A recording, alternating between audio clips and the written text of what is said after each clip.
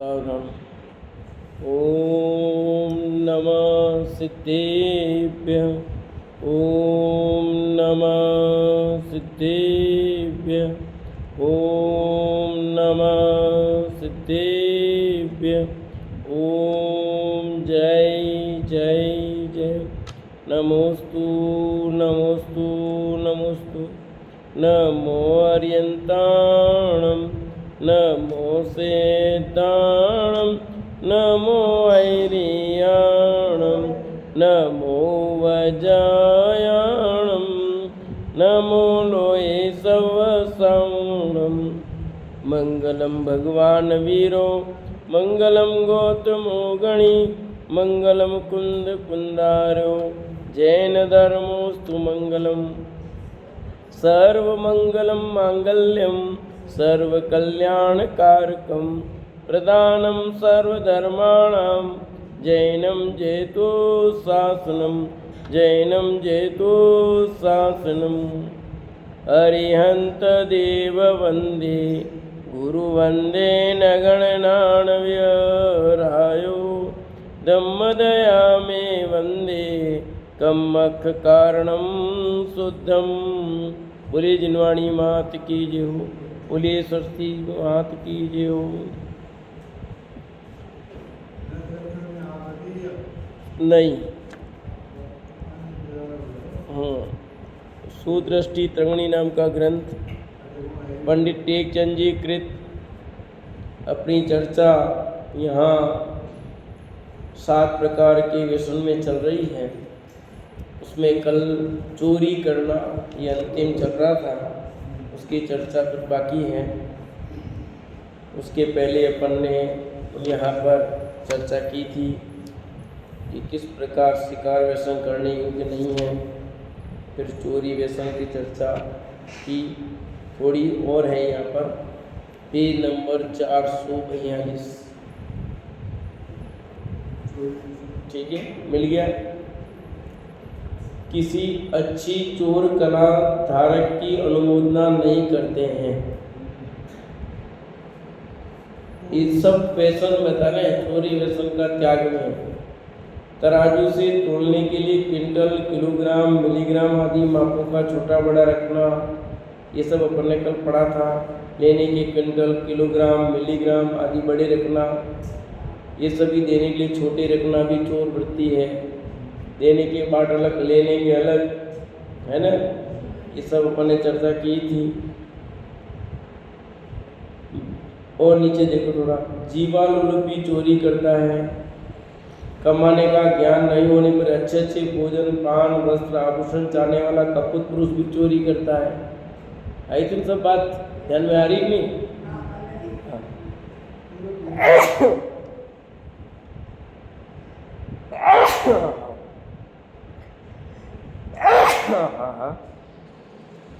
इसी प्रकार लिखा था, वैसा सेवनी चोरी करता है, मांसाहारी चोरी करता है। पैसा नहीं हो तो क्या करेंगे। पर स्त्री लंपटी है, वो भी चोरी करता है। अभी देख रहे हो रोज अखबार में आता है, पैसे में किसी की गाड़ियाँ चुरा लेते हैं, गाड़ी चुरा करके फिर क्या क्या करते हैं, किसी का कुछ करते हैं अपने मोह शोक के लिए। चोरी कर नहीं कर रहे। घर में पैसा नहीं मिले तो घर से चोरी करता है। बच्चे होते ना, कैसे कैसे चोरी करते हैं। बीड़ी सिगरेट पीने की चोरी करते को देख नहीं ले, हम मम्मी पता नहीं लगे।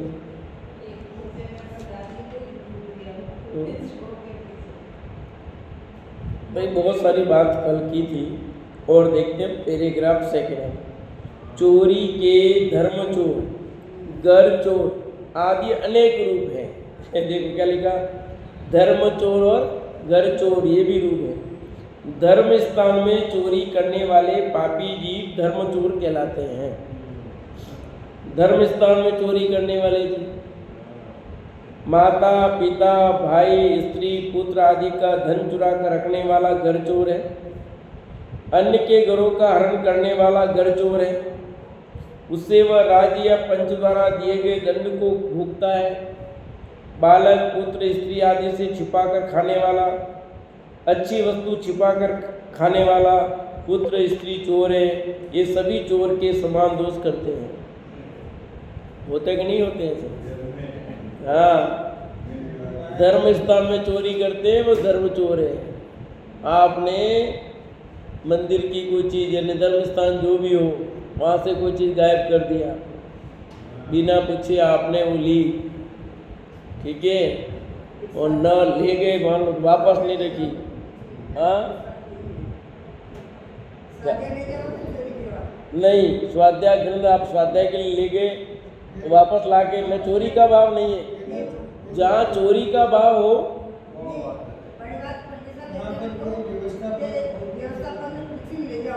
वो तो यही है, व्यवस्था को पूछ के ले जाओ, पर फिर भी ले गए मान लो कोई नहीं है, वहाँ चोरी का भाव है तो चोरी है। आप स्वाध्याय के ले गए और स्वाध्याय ला करके वापस रख रहे हो तो चोरी नहीं है वो, क्योंकि वहाँ स्वाध्याय का भाव है, चोरी का भाव नहीं है। चोरी का भाव हो, कोई देख नहीं ले, कोई ग्रंथ है मैं ले जा रहा हूँ, कोई देख नहीं ले, ये भाव आते ही चोरी हो गई। आप तो सबके सामने ले जा रहे हो, कोई नहीं, और आप पढ़ने के लिए स्वाध्याय के लिए ले जा रहे हो, चोरी करने के भाव से नहीं ले जा रहे। हाँ, जो चोरी करने के भाव से ले जा रहा है तो चोरी हो। ये है फर्क, थोड़ा सा अभिप्राय का फर्क पड़ेगा। घर में भी है आपके, घर में आपकी चीज है पर आप बिना पूछे ले रहे हो। अब आपके पैसे हैं, आप ले रहे हो, कोई चोरी नहीं है, पर आपका घर है, आपके पैसे पर रखे हुए पिताजी ने हैं और आप पिताजी को पता लगे ना आप ले रहे हो, पति ने रखे हैं और वो पति को पता नहीं लगना चाहिए ना आप गायब कर रहे हो, ये देते नहीं है और आपने ले लिए तो चोरी है, वो घर चोर है। ठीक है, आपके अंदर जरा भी चोरी का परिणाम आया ना, वो चोरी है।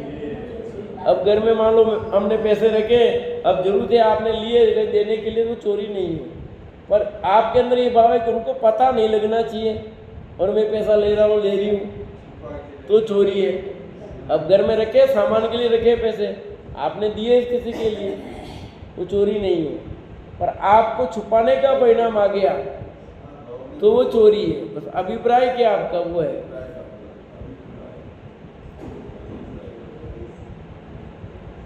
अब धर्म स्थान में चोरी करने का, मान लो आपने कोई लिए पैसे, मान लो देना का भाव नहीं, मंदिर के पैसे लिया आपने, देने का भाव नहीं है, देना ही नहीं चाहते हो। आपने किसी से पैसे लिए और आप देने के भाव नहीं है, चलेगा इसके तो कोई फर्क नहीं पड़ता इसके, तो आपको चोरी का परिणाम लगेगा, क्योंकि आपको उसने दिए ना और आपको देने के भाव नहीं है, तो चोरी का परिणाम है आपको। ये सब लिखा ना, देखो, माता पिता भाई स्त्री पुत्र आदि का धन चुरा कर रखने वाला घर चोर है। अन्य के घरों का हरण करने वाला घर चोर है। दूसरों के घर से कुछ ले लिया, पैसे नहीं, 50 वस्तु है, आपने किसी का पेड़ लगाया, आपने कोई फल तोड़ लिया बिना पूछे आपने, तो चोरी आपकी। सार्वजनिक है, लिया कोई दिक्कत नहीं, पर छुपाने का भाव हो, किसी को पता नहीं लगना चाहिए, कोई ध्यान नहीं ले, जिसका पेड़ है उसको पता नहीं लगना चाहिए, नहीं तो गालियाँ देगा मेरे को। चाहे 3 जने मिलके तोड़ो, चाहे 1 जना तोड़ो,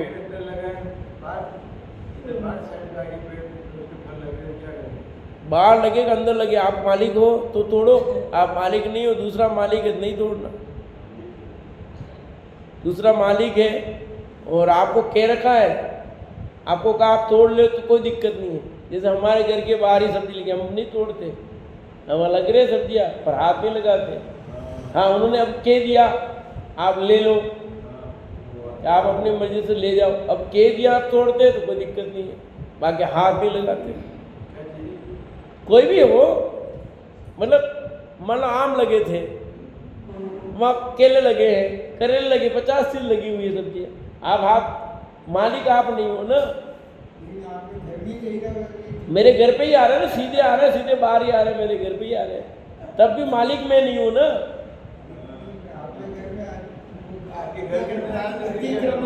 मेरे ऊपर ही आ गए, उस खिड़की के ऊपर ही पूरे,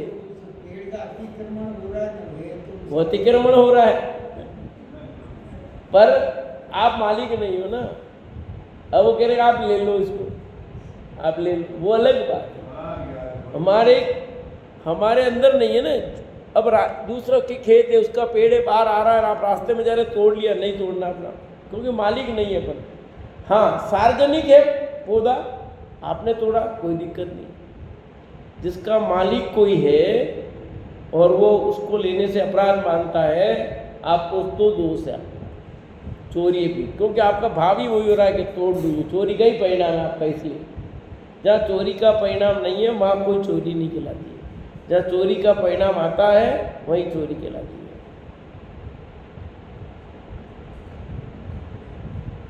बालक, पुत्र, स्त्री आदि से छुपाकर खाने वाला, देखो छुपा के खाते ना।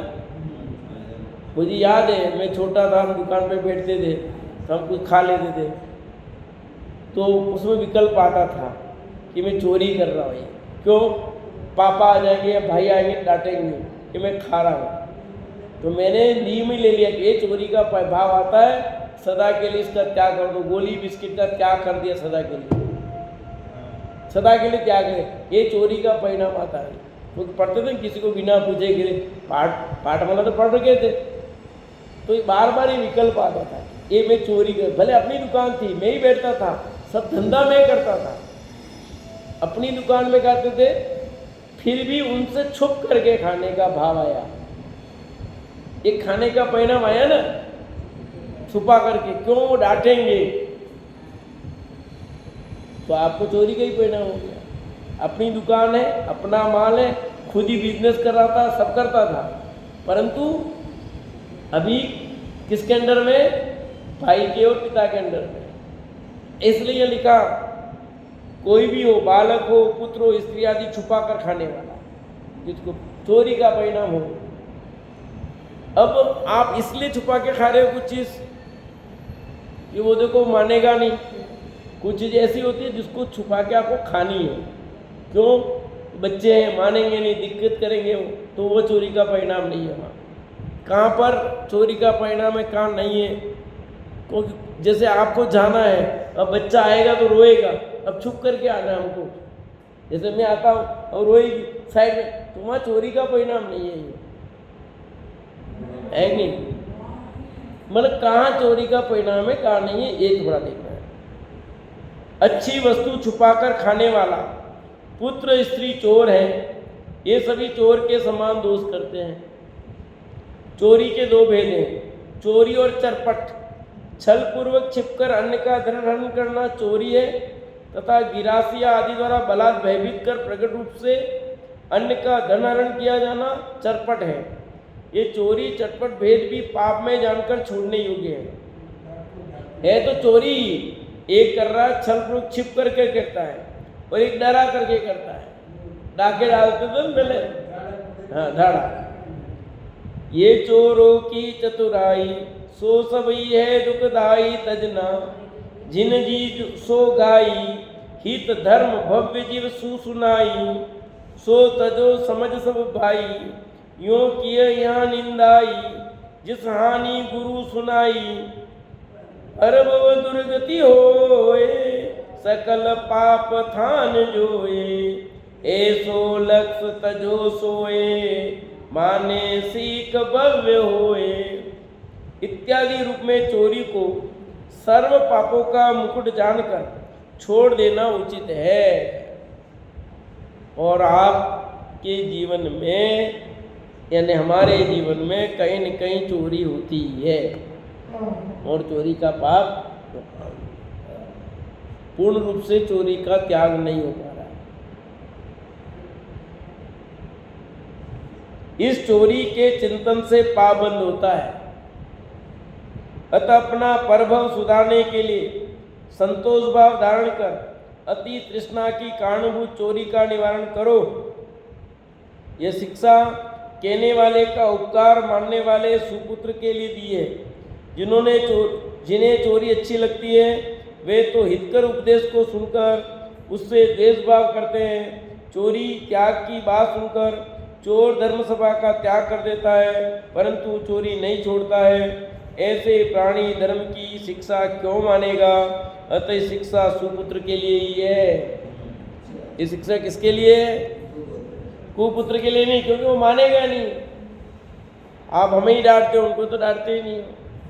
कहते नहीं कहते, जो मानते उन्हीं को, इनको तो कुछ कहते नहीं, मानते नहीं जो। तो भाई अच्छी शिक्षा अच्छे लोगों को ही दी जाती है, बाकी को नहीं दी जाती है। तो दी भी जाएगी तो मानने वाले नहीं, क्या काम की। इस प्रकार श्रावकों को अतिचार सहित चोरी व्यसन का त्याग कर देना उचित है। पर द्वारा व्यसन अन्य स्त्रियों के रूप हाव भाव को देखकर उन्हें भोगने की इच्छा होना पर द्वारा व्यसन है। इस व्यसनी की दृष्टि भगनी पुत्री माता को भी रूपवान देखकर विकार रूप ही प्रयत्न करती है। धर्मात्मा जीव तो अन्य स्त्रियों को भगनी माता पुत्री के समान ही देखता है। ऐसा पृथक पृथक भेद इनकी दृष्टि में जानना, यह जीव उसी दृष्टि से भगनी पुत्री को देखता है, उसी दृष्टि से अपनी पत्नी को देखता है, परंतु धर्मात्मा तो यथावत जानता है और व्यसनी विकार दृष्टिपूर्वक जानता है। ये जीवों की दृष्टि का ही महात्म्य जानना है। पर द्वारा व्यसन पर स्त्री से, ठीक है। तो यहाँ लिख दिया है कि अन्य स्त्रियों के रूप हाव भाव को देखकर उनको भोगने की इच्छा होना, ये पर द्वारा व्यसन है। और वो व्यसन ही है, उसकी दृष्टि में खोट होगी, और दृष्टि में खोट है तो बहुत सारी बातें बनेगी। व्यसनी की दृष्टि दोनों ही भवों में दुख और अपयश को करने वाली है। इस भव में भी दुख देगी और पर भव में भी। देखते ना, कई बार कोई मार खा जाता है, लोग निंदा भी होती है उसकी, कितने लोग पीटे जाते हैं, कितनी हत्या होती है, कोई मार देता है यहाँ तक कि कितने किस्से रोज अखबार में पढ़ते हैं पर द्वारा व्यसनी की। तो किसी दिन ऐसा नहीं होगा जिस दिन अखबार में एक पर द्वारा व्यसनी का घटना नहीं आई हो। अखबार में न्यूज पढ़ो तो, टीवी पर सुनो तो, और ऐसे केस एक दो नहीं, हजारों केस रोज के आप पढ़ सकते हो। आपने देखो, इस व्यसनी को परस्त्री गमन करते हुए पकड़ लिए जाने पर जाति से बहिष्कृत कर दिया जाता है।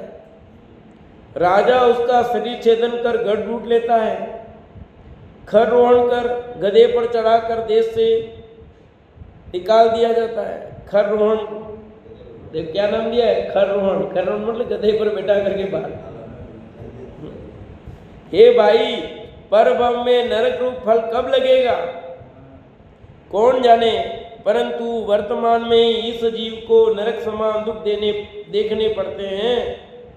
लोक में निंदा होती है, नाक कान हाथ पैर आदि अंग छेदे जाते हैं। सब देखते कि नहीं देखते? ये फल तो इस पापी को यहाँ प्रत्यक्ष देखते हुए ही होते हैं। अतः धर्मी जन अपने हित के लिए पर स्त्री का त्याग करते हैं। क्या करते हैं वो? पर स्त्री का त्याग करते हैं। यह पर स्त्री धर्म रूपी कल्प वृक्ष को छेदने के लिए क्रोध के समान है। हमारे रूपी धन रूपी वृक्ष को छेद देती है। यह पर स्त्री यश रूपी पर्वत को नष्ट करने के लिए वज्र के समान है। देखो, महाबलवान 3 खंड का स्वामी, यश का तिलक, यश और सौभाग्य के संबंध में देवों द्वारा प्रशंसनीय विशाल पुण्यवान रावण भी पर स्त्री के दोष से अपयश प्राप्त कर हीन गति का वासी हुआ, राज गया, कुल का क्षय भी हुआ और पर गति भी बिगड़ गई। अतः हे भाई, नाग के मुख में हाथ देना, विष का भोजन करना तो भला है, परंतु पर स्त्री संग भला नहीं है। क्या लिखा? नाग में, चूहे के बिल में हाथ डालना, चूहे का बिल मतलब सांप रहता है, तो सांप के बिल में हाथ डालना भला और पर स्त्री का सेवन बुरा ही लिख लिया। विष का भोजन करना तो भला है, नाक के मुख में हाथ देना भला है, परंतु पर स्त्री संग भला नहीं है। छुरी कटारी बर्छी की धारों पर कूदना तो भला है, क्योंकि इनसे एक ही भव में दुख होता है, परंतु पर स्त्री की संगति से भव में दुख होता है। अतः विवेकियों को पर स्त्री का त्याग करना भला है। जिन वार्तारू प्रवृत्तियों से भी पर स्त्री संग का दोष लगता है, वे अतिचार भी छोड़ना उचित है, या उन अतिचारों को कहते हैं। अब अतिचार क्या क्या है इसके? पर स्त्रियों से सराग भाव पूर्वक हंसकर बोलना, कौतुक सहित उनके शरीर से लिपटना, पर स्त्रियों के वस्त्राभूषण देखकर कहना कि तुम्हें अच्छा लगता है, यह तुम पर शोभित नहीं होता, पर स्त्रियों के अंग उपांग चाल की सराहना करना, ये सभी पर स्त्री व्यसन के समान दोष उत्पन्न करते हैं। ये सब क्या करते हैं? दोष उत्पन्न करते हैं। चित्त विकृत कर पर स्त्रियों का कार्य करने वाला, उन्हें अच्छे अच्छे वस्त्राभूषण त्याग लाकर देने वाला, राग पूर्वक मुख से वचन बोलने वाला पर स्त्री का व्यसनी कहलाता है। स्वतंत्रता पूर्वक कौतुक करती हुई, माला गीत गाती हुई नारियों के स्थान पर स्वयं जाकर उन्हें सुनकर हर्षित होने वाला, चित्त देखकर सुनने वाला, उनकी प्रशंसा करने वाला पर स्त्री का व्यसनी है। पर स्त्रियों के समूह में जाकर वहाँ बैठकर उन स्त्रियों को अच्छी लगने वाली बातें कहने वाला, अनेक कौतुकपूर्ण कथा कहकर हंसाते उन्हें सुखी करने वाला पर स्त्री का व्यसनी है। कितना कितना लिखा है, समझ लेना चाहिए। अब इन सब की क्या व्याख्या? बहुत सरल है, सीधा सीधा है, हाँ? और सब समझ सकते हैं, ऐसा ही है, इसलिए क्या विशेष कुछ कहने का जरूरत नहीं, समझते। जल के लिए अनेक स्त्रियों के समूह में पनघट घाट पर अनेक स्त्रियों के गमनयुक्त विविध स्थानों पर जाकर बैठने वाला पर स्त्री का व्यसनी है। पहले क्या होता था, पानी भरने जाते थे ना, वो पनघट जहाँ जाते थे, वहाँ स्त्रियाँ इकट्ठी होती थी, पुरुष भी गए, बैठ गए, गपशप किए। कईयों को आदत होती है ना लुगाइयों के बीच में बैठने की, बहुत बात करने की। पर स्त्रियों की चाल खाए की प्रशंसा करने वाला, उनके वस्त्र आभूषण रूप देखकर हर्षित होने वाला पर स्त्री का व्यसनी है। आपकी ड्रेस बढ़िया लग रही है, अच्छी लग रही है आपकी साड़ी, आप कैसा हो रहा है, ये सब कमेंट्स करने वाले दूसरी स्त्रियों के, कहते हैं इसमें दोष है। आप अपनी पत्नी की तारीफ करो, कोई बात नहीं, और दूसरों के लिए कहना अच्छे लग रहे हो, ये लग रहे हो, तो दोषपूर्ण है। अपने घर में दासी रखने वाला, मोह के वशभूत विधवा स्त्री को घर में रखने वाला, उससे भोगों की अभिलाषा पूर्ण करने वाला पर स्त्री व्यसनी है। बालक नर को नारी बनाकर देखने वाला तथा सुंदर स्त्रियों को नर का भेष बनाकर देखकर सुखी होने वाला, स्पर्श कर सुखी होने वाला पर स्त्री का व्यसनी है। कुछ नहीं, स्पर्श कर दिया और प्रसन्नता का अनुभव करता है। विधवा तथा सधवा पर स्त्री से एकांत में वार्तालाप करने वाला, आजकल तो हम पर क्रुद्ध है, अतः आप नहीं बोलती हैं, हमसे ऐसा क्या अपराध हो गया, उसे बतलाइए, हम तो आपके आज्ञाकारी हैं, इत्यादि रूप में उनसे राग सहित वचन भाषण करने वाला व्यसन का लोभी है। ये सब किसमें किसमें आते हैं, समझ लो। अब इसलिए तो मर रहे हैं ज़्यादा लोग,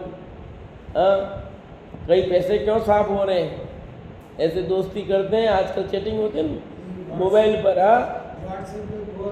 मोबाइल पे हो रहा है, और फिर वहाँ क्या क्या हो रहा है, कितने पैसे साफ हो जाते हैं, बर्बाद हो जा रहे हैं, पता ही लगता है, फंस जाते हैं, और ऐसे ऐसे करके पैसे देते हैं, फिर कितने बर्बाद हो गए, खूब हो रहे रोज। सब दरवाजे खुले पड़े हैं हर तरह के, और धन लूटा जा रहा है, तन लूटा जा रहा है, मन लूटा जा रहा है, सब लूटे जा रहे हैं, श्रद्धा लूटी जा रही है।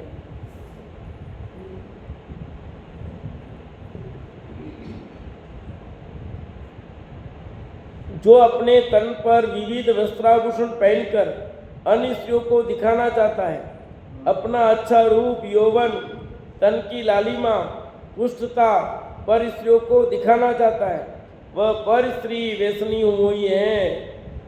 लो, कपड़े पहन के दूसरों को दिखाना चाह रहा है और पूछता है स्त्रियों से कैसा लग रहा हूं। सब दोष हैं, ये सब अतिचार में आ रहे हैं। उल्टा लगा देना, स्त्रियां भी लगा दे, इसका उल्टा करते जाओ पुरुष के लिए, ये स्त्रियों के, आदमियों के लिए लिखा, औरतों के लिए कुछ लिखा है, ये सब उल्टे करते जाओ, सबके लिए लिखा हुआ है।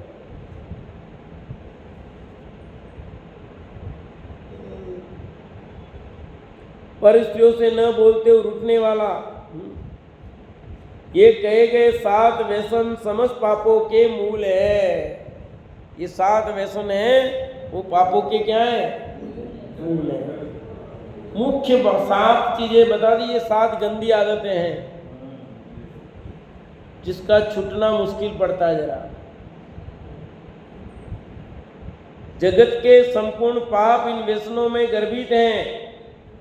जिसके उदर में इन व्यसनों की वासना है, वह धर्मविमुख प्राणी अपने भव को बिगाड़ने वाला है। हे भव्य, ये 7 व्यसन 7 नरक के दूत हैं। क्या लिख दिया? ये 7 व्यसन तो 7 नरक के दूत है। दूत समझते हो अमरलाल साहब? बिड़ाने वाला नहीं, हाँ, बिड़ाने वाला तो अशु कुमार देव वाली बात है। बिड़ाने का नहीं, नाराज भी करता वो भी नहीं। दूत यानी यहाँ के यहाँ समाचार पहुँचाता ना, यहाँ की बात जो हुई वो, तो आपको यहाँ के सूचना नरक में पहुँचाने कि आप नरक पधारोगे यूँ कि आ रहे हैं। दूत है मतलब आपको वहाँ समाचार पहुँचा दिए कि ये भाई साहब ऐसे हैं जो आपके नरक में आ रहे हैं। हाँ, ये 7 नरक के दूत है, यानी नरक के समाचार लाए, आप करो पाप, हम तैयार हैं आपके लिए। हाँ, आप करो पाप, हम आपको ले जाने वाले तैयार बैठे हैं। ये व्यसन जीव को सुख की किंचित छाया जैसी बताकर लोग देकर नरक में रख देते हैं। क्या कहा? ये व्यसन क्या करते हैं? किंचित सुख की छाया, कोई सुख नहीं है, कोई ज्यादा लगता है ऐसा, और सीधे ले जाते हैं नरक में।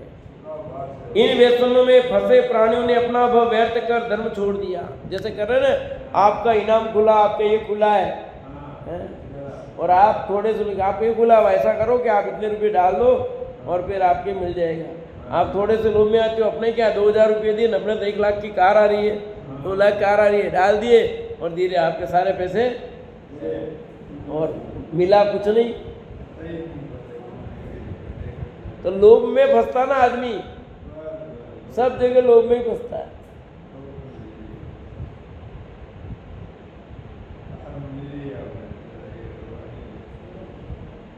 इसलिए लिखा ना, ये 7 व्यसन 7 नरक के दूत हैं, यमदूत हैं समझो। इन व्यसनों में फंसे प्राणियों ने अपना भव व्यर्थ कर धर्म छोड़ दिया है। धर्म छूट जाता सच, क्योंकि कितना भी करो आदमी कहीं के फंस जाता, उसके परिणाम विचलित हो जाते हैं और वो उस मार्ग से दिख जाता है। जो जीव इन्हें परख कर, व्यसन जानकर, इन्हें इनमें रंजायमान होकर प्रवर्तन कर इनका सेवन करते हैं, वे जीव पाप के निशान हैं। ये क्या है? पाप के निशान है। चाहे चोरी करना हो, शिकार करना हो, चाहे परद्वारा व्यसन हो, वेश्यागमन हो, जुआ खेलना हो, कोई भी हो, पर है तो सब में कहीं न कहीं। अब इन 7 व्यसनों में कहीं न कहीं अपना व्यसन है। कम से कम मोटे तौर पर तो इसका त्याग हो ही जाना चाहिए। सूक्ष्म रूप से तो पूर्ण त्याग संभव नहीं हो पाएगा, पर मोटे तौर पर तो इन 7 व्यसनों का त्याग होना ही चाहिए, कि नहीं? बाकी यहाँ पर जितना गहराई में लिया है, चोरी करने का भी, अनिश्चित का ही, तो अपना त्याग उतना नहीं हो पा रहा है, पर जितना बने उसका त्याग करना ही चाहिए। वो मोटे व्यसन में नहीं भले है, पर है तो सही, चोरी तो है ही। हाँ, मांस खाने में जितनी गहराई से बात की गई है, की नहीं की थी, तो पूर्ण रूप से तो आपका त्याग हो ही नहीं पा रहा है। आप आटा सही खाते हो पर बेसन में गड़बड़ कर देते हो।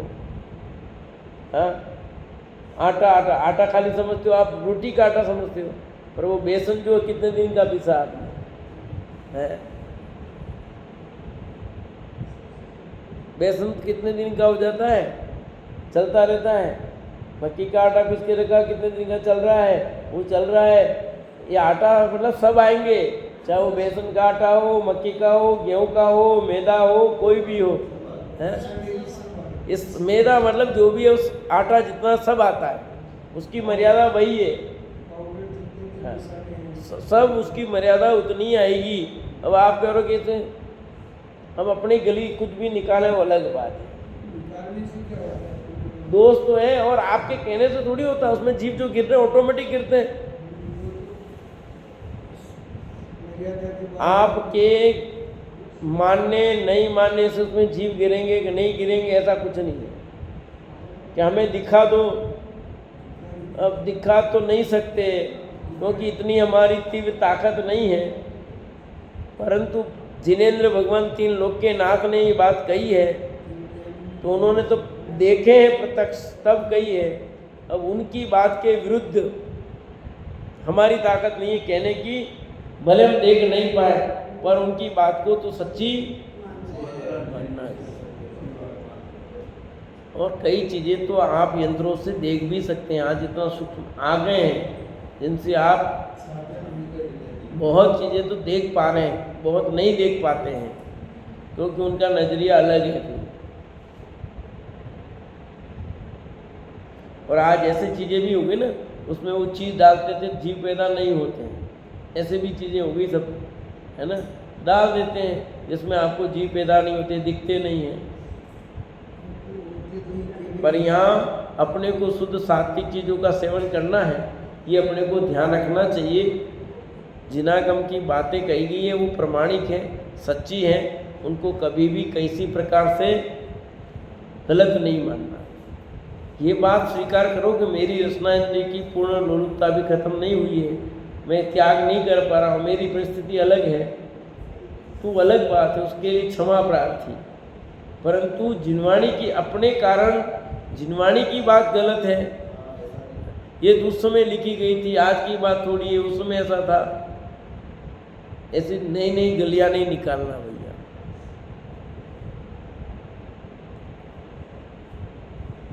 जो जीव इन्हें परख कर व्यसन जानकर इनमें रंजायमान होकर प्रवर्तन कर इनका सेवन करते हैं, वे जीव पाप के निशान हैं। उस व्यसनी का प्रवर्तन अशुभ धर्म क्रियाहीन होता है, परिणति खोटी, जिन आज्ञा से रहित अभिमानी सुबुद्धि जीवों द्वारा निंद होती है, वह दरिद्री अन्य के लिए भी दुखी होता है इत्यादि दुख व्यसनी अनेक भवों पर्यंत सहता रहता है। इस व्यसनी की संगति हितकर नहीं होने के कारण ये विवेकी जीवों के द्वारा त्याग करने योग्य है।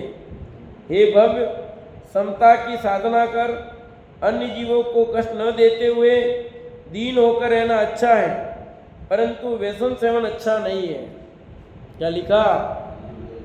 गरीब रहना अच्छा, पर व्यसन सेवन अच्छा नहीं है। व्यसनी की संगति हितकर नहीं होने के कारण ये विवेकी जीवों द्वारा त्याग करने योग्य है। यानी जिनकी बुरी संगति है उनकी अपनी दोस्ती नहीं करनी, और संगति खोटी पड़ती है तो मुश्किल होता है। किसी प्रकार की गंदी आदत हो जाती है, उसको छोड़ना बहुत मुश्किल होता है। ये उपदेश सुनकर व्यसन का सेवन करने वाले अंजन चोर के समान निकट संसारी निकट भव्य जीव तो व्यसन को बुरे जानकर अपनी निंदा पूर्वक अत्यंत आलोचना करता हुआ उपदेशदाता का उपकार मानकर स्तुति करता हुआ व्यसन रूप भाव छोड़कर अपना भव सफल जानकर धर्म में लगाता है। अब अंजन चोर था, वो तो सप्त व्यसन में पारंगत था ना, पर उसने छोड़ दिया और उसी भव से मोक्ष चला गया। तो हम भी छोड़ सकते हैं ऐसा कि मैंने तो किए, अब अरे वो किए वो पहले बात रही, सबसे पाप हुए, बोलो कौन नहीं ऐसा।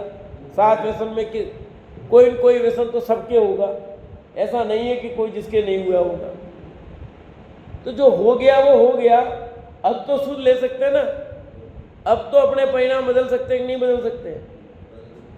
गलती होती है, हुई है, तभी तो संसार में भटक रहे। अपराध नहीं हुए होते, दोष नहीं हुए होते तो संसार में क्यों भटकते। पर अब तो सुधार सकते हैं कि नहीं। अंजन चोर का उदाहरण दिया कि देखो वो कितना बड़ा पाप करता था, फिर भी छोड़ दिया और उसी भव से मोक्ष चला गया। इसका मतलब ये हुआ कि आप भी इन सब पापों को छोड़कर धर्म कर सकते हैं। मैं पाप किए अब तो मेरा कुछ नहीं हो सकता, ऐसा नहीं है। एक समय का पापी दूसरे समय का धर्मात्मा हो सकता है, और इस समय का धर्मात्मा दूसरे समय पापी भी हो सकता है।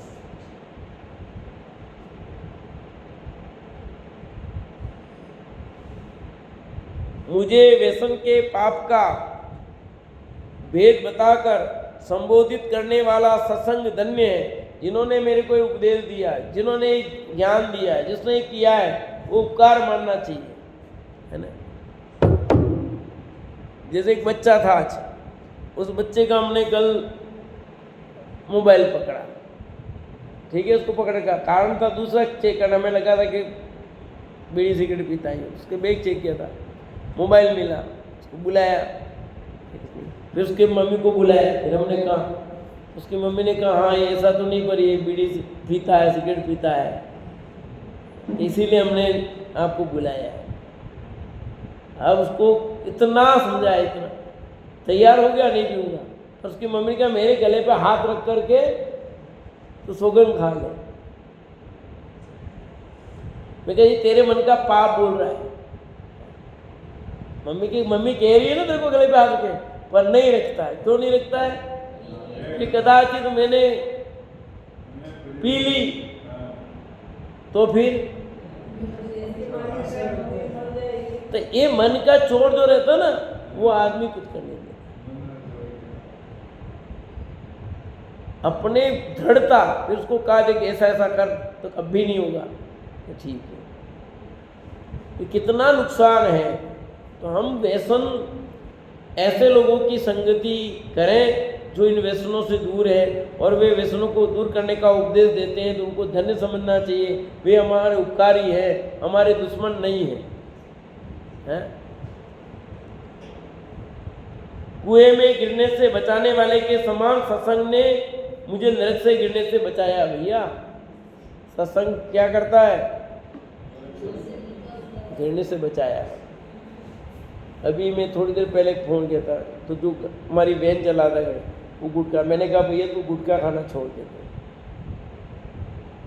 तो अब बोला 2 दिन से सर मैंने त्याग कर दिया है। अभी थोड़ी देर पहले फ़ोन किया, तो 2 दिन से मैंने त्याग कर दिया। आपने कहा 2 दिन से मैं अब नहीं खा रहा हूँ। लेकिन क्या गुटखा खाता रहे? तो अभी शाम को मैंने 2 दिन से त्याग कर दिया, अब नहीं खाऊंगा। क्या अच्छी बात है भैया। हम तो कह रहे हैं, मानना नहीं मानना अगली की बात है भैया। जैसे पारस को धातु लोहे से लगकर उसे कंचन बना देता है, उसी प्रकार मुझ जैसे पापी व्यसनी लोहे को उसने पाप से बचाकर धर्मात्मा किया है। इत्यादि पाप रूप में भव्य व्यसनी तो अपना भला जानकर सत्संग की स्तुति करता है, परंतु पापी दीर्घ संसारी व्यसनी व्यसन की निंदा सुनकर उसे बुरा मानकर सत्संग को छोड़ देता है। सब जिसकी जैसी परिणति होगी ना। एक तरफ पारस क्या करता है, कूद लोहे को भी सोना बना देती है तो लोहा, और उसको सोना बना देती है। संभव है ये? हाँ, लोहा सोना बन सकता है कि नहीं बन सकता है? एक गलत नहीं लिखा, सही है 100%। पारस से, पत्थर से सोना बन सकता है। लोहे को छुएगा सोना बन जाएगा। हमें दिखता नहीं। हाँ, ये अभी मिलता देवगति में, और जहाँ भूमि है, जहाँ पर अभी विदेश क्षेत्र में मौजूद है, यहाँ पर भी है, भारत में भी है भी पारस पत्थर, नहीं ऐसा नहीं है, पर अपने को पता नहीं है। बाकी है पत्थर अभी भी है, वो अपने को पता नहीं है कौन सा पारस पत्थर है, क्या है, बाकी अभी यहाँ पर भी मौजूद है, नहीं ऐसा नहीं। हाँ,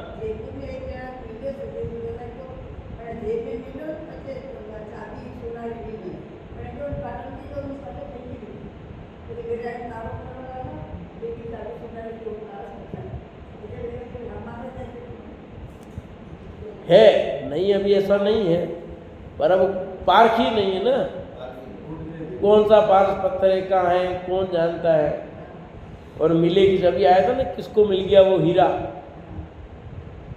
एक जने को हीरा पन्ना का जो गांव है, उस गांव में खोद, कितना गरीब था वो, अब उसको 8 करोड़ का हीरा मिला है। खोदता खोदता खोदता कर कब वो गरीबी हो गई, और खोदते खोदते उसके घर में अंदर हीरा मिल गया, और वो 8 करोड़ का हीरा मिला है उसको। तो अब कब से कर रहा है, खोदते खोदते खोदते खोदते अब उसको हीरा मिला है, और वो मिला 8 करोड़ का। हो गई गरीबी दरिद्री खत्म। दिया ना गवर्नमेंट ने उसी को दिया, गवर्नमेंट के पास जमा करना पड़ा, उसको ही आया पूरा, उसकी खदान उसने वो करवा रखा ना उसका, तो उसको ही दिया, पर वो बताना पड़ता तभी तो गवर्नमेंट, तो उसका जो भी है।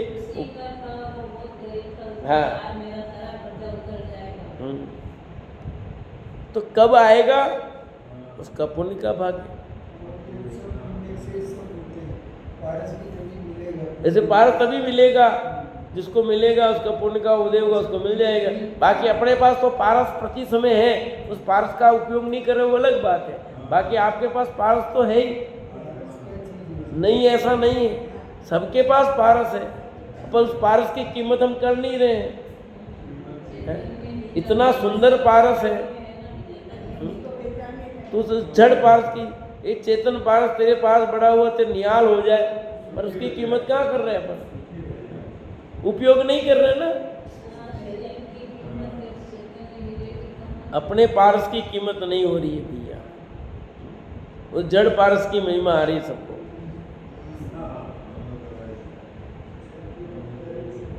इन 7 व्यसनों को ही धर्म का घातक जानकर जिन आज्ञा के अनुसार व्रतों को धारण करने वाला उत्तम श्रावक को अपने व्रतों की रक्षा के लिए अतिचार सहित इन 7 ही व्यसनों का त्याग कर देना उचित है। 7 ही व्यसन त्याग करने जैसे हैं। इन 7 व्यसनों के अतिचार में ही 8 मूल गुणों के अतिचार, 22 अभक्ष आदि आ जाते हैं। इस प्रकार संपूर्ण दोष रहित सम्यक दर्शन व अष्टमूल गुण सहित 7 व्यसन और 22 अभक्ष का त्याग में प्रथम दर्शन प्रतिमा जानना। ये प्रथम दर्शन प्रतिमा में इतनी बात हुई कि 8 मूल गुण सहित 7 व्यसन का भी त्याग, 22 अभक्षों का त्याग करना, ये दर्शन प्रतिमा है। इस प्रकार सुदृष्टि तंगनी नामक ग्रंथ में सागर धर्म में एकादश 11 प्रतिमा के अंतर्गत 22 अभक्ष, अतिचार सहित 7 व्यसन त्याग, अष्टमूल गुण युक्त प्रथम दर्शन प्रतिमा का कथन करने वाला 32वां पर्व पूर्ण हुआ। यहाँ पर ये प्रस्तुति लिखी है, ओम श्री जिन ओम सा स्वाध्यायो जिन शरणाचित धार जी, क्या लिखा, ओम जिन ओम सा स्वाध्यायो जिन शरणाचित धार जी, किसका चित्त धारणा है, इसलिए लिखा पंचम काल यहाँ दुख माई जिनवाणी हितकार जी। पंचम काल में एक जिनवाणी हितकार है, तो इस सब का हम स्वाध्याय करें और अपने जीवन को मंगल में करें, इसी भावना से राम लेते हैं। तो 32वां पर पूर्ण हुआ, 33वां कल चलेगा।